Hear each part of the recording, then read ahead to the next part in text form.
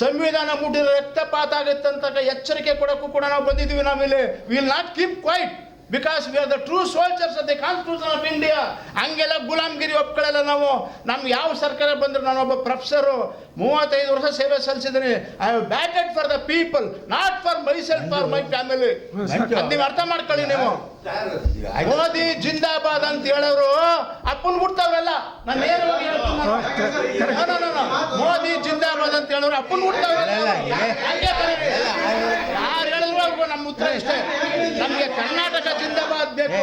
ಯಾಕೆ ಜಿಂದಾಬಾದ್ ಬೇಕು? ನಮ್ಮ ಭಾರತ ಮುಖ್ಯ ಸರ್.